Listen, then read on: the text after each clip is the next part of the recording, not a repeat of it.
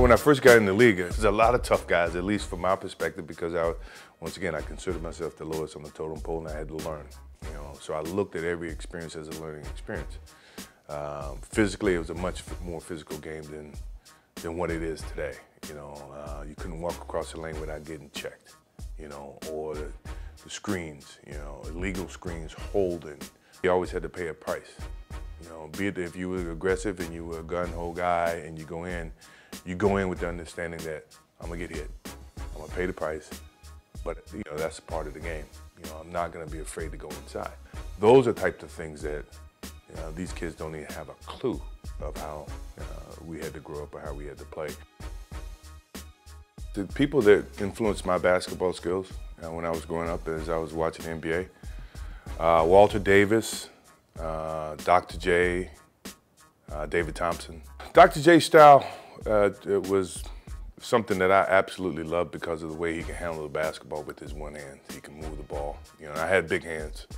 So in terms of being able to control the ball and be creative with the ball with your hands, to me that was intriguing because very few people have big hands.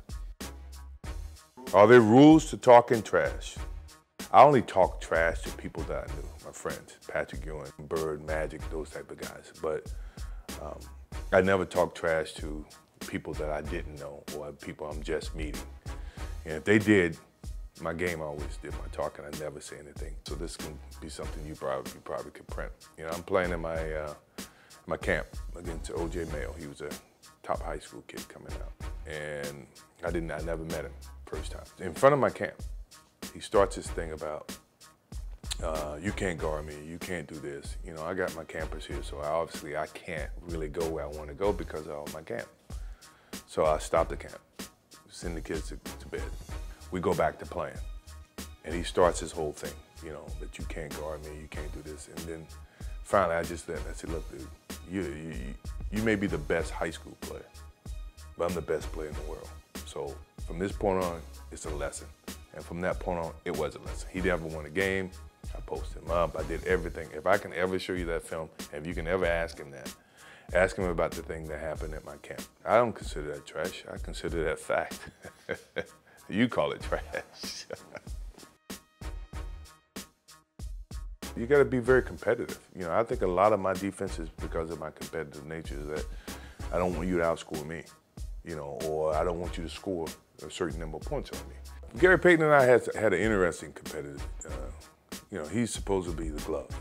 And the media made a little bit of a splash, and then the next thing you know, we're playing against them in 95-96 for the playoffs. And the whole thing was Jordan against the glove. I mean, he was good at defending, me to get the ball, but once I got the ball, I felt like I always had the advantage, so, it wasn't really a problem to me. He's a Hall of Famer now. I think he's very deserving of it, but we did have our battles. If I was in my prime, who would I want to play one-on-one with? That list is very long. Start off with Jerry West, Elgin Baylor, Kobe Bryant in his prime, LeBron in his prime, D. Wade in his prime, Melo. That's a good start. Yeah. I don't think I lose. Other than Kobe Bryant, because he steals all my moves.